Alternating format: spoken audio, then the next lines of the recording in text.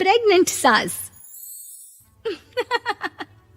जमाना कितना भी बदल जाए, इतना भी नहीं कि बहू घर आए और सास गर्भवती दिख जाए।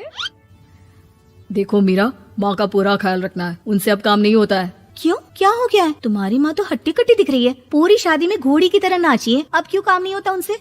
वो माँ प्रेग्नेंट है ना, बच्चा होने वाला है। मैं कभी भी भाई बन जाऊंगा इस साल के अंत तक। क्या बोल रहे हो? वो सर पर हाथ रखकर बैठ जाती है। यार पहले क्यों नहीं बताया? कैसा मजाक है ये? झूठ बोल रहे हो ना? हाँ, झूठ बोल रहे हो ना? तभी ससुर की आवाज आती है। बहू, पानी गर्म कर दे, तेरी सास को दवाई देनी है। समय पर दवाई ना दी तो परेशानी हो जाएगी। और हाँ, जरा काजू पीस कर दूध में मिलाकर ले आना। तेरी सास खुद से तो अपनी संभाल करेगी नहीं। हे भगवान, ये मैं क्या सुन रही हूँ? ये ससुर जी को क्या हो गया है? मैं क्या सोच कर आई थी? हाय रे, मैं तो किसी को मुंह भी नहीं दिखा पाऊंगी। अब ये रोना धोना बाद में करना, पहले गर्म पानी कर दो। माँ को दवाई देनी होगी।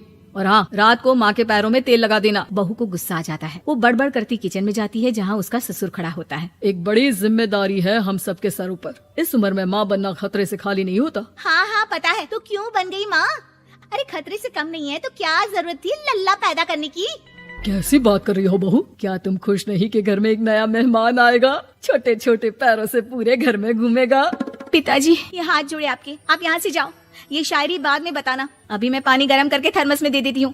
सारा दिन पिलाते रहो गर्म पानी। और हाँ, ये बच्ची की बात बार बार मुझसे कोई नहीं करेगा। बहू का पारा अब चढ़ा ही रहता था। वो काम तो सारा करती, लेकिन किलस किलस कर। मीरा सारे काम से फुर्सत पाकर बैठी होती है कि माँ का फोन आ जाता है। बेटा, बहुत बड़ी जिम्मेदारी है तेरे सर पर, अच्छे से निभाना। ससुराल में हर किसी को खुश रखना वैसे तो मुश्किल है, लेकिन भगवान ही हिम्मत देता है बहू को हर कुछ सहकर सबको खुश रखने की। क्या बड़बड़ किए जा रही हो माँ? जानती भी हो कि यहाँ क्या चल रहा है?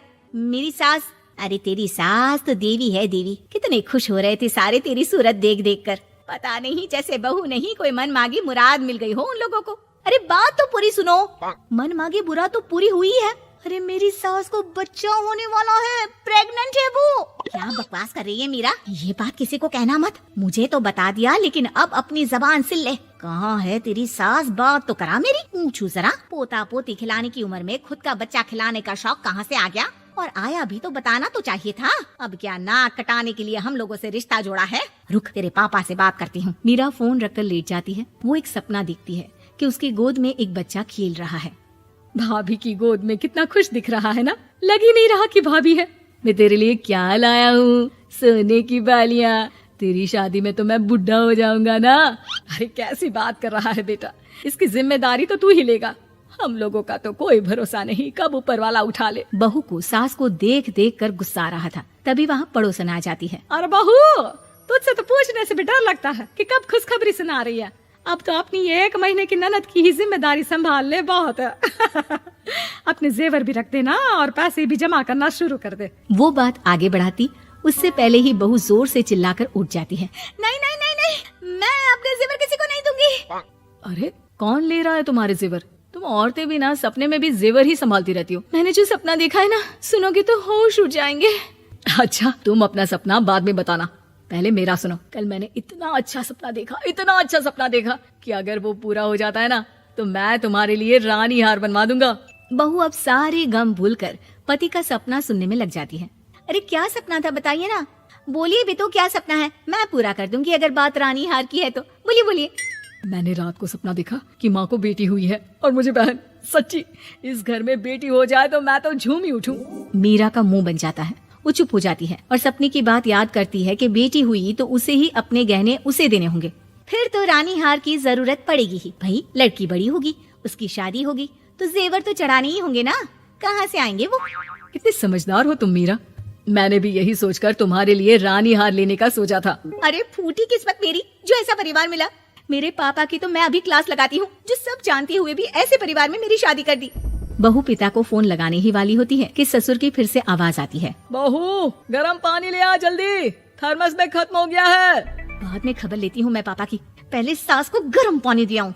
बहू अभी किचन में काम कर ही रही थी कि मीरा के मम्मी पापा आ जाते हैं। वो हाथ में ढेर सारे फल लेकर आते हैं। मीरा के पिता मीरा के ससुर से कहते हैं, लीजिए भाई साहब, ये फल रखिए, बहन जी को खिला दीजिएगा। वैसे कैसी है उनकी तबीयत? बस पता तो है आपको, ऐसे वक्त में जो होता है बस वही सब। मुझे तो सुनकर बहुत गुस्सा आया था, लेकिन चलिए, भाग्य में जो है लिखा उसे कौन टाल सकता है। डॉक्टर को दिखाए? हाँ, बस डॉक्टर आने ही वाला है। अच्छा हुआ आप लोग भी आ गए। उतने में एक सुंदर सी लेडी डॉक्टर आती है। पेशेंट कौन है? आप? अरे नहीं जी, मैं तो बहू हूँ इस घर की। मैं तो अभी सोच भी नहीं सकती पोता या पोती के बारे में। अभी तो मेरी सास ही। अरे चुप हो जाना, देख तो ले, डॉक्टर है ये, किसी के भी सामने गुस्सा फोड़ देती है। डॉक्टर कमरे में जाती है और थोड़ी देर बाद बाहर आ जाती है। पीछे से सास भी निकल आती है। हे भगवान, इतना दुख तो किसी को भी ना दे जितना मुझे दिया है। देखिए बहन जी, आप लोगों को तो ये सोचना भी नहीं चाहिए था। वही तो मैं भी कह रही थी कि आप लोगों के लिए तो सोचना भी गुनाह है, लेकिन अब पछताए होत क्या जब चिड़िया चुग गई खेत। डॉक्टर वहाँ से चली जाती है। मैं माँ नहीं बन सकती, मैं प्रेग्नेंट भी नहीं हूँ। ये कैसे? तुम तो बोल रही थी कि अरे वो गैस का दर्द था और पेट भी गैस से फूल रहा था। डॉक्टर ने चूर्ण दे दिया है, गर्म पानी से फांकना है। मैं अभी लाती हूँ गर्म पानी। अरे मैं तो गीजर ही लगा देती हूँ। हाय रे, खुशी के मारे पागल ना हो जाओ।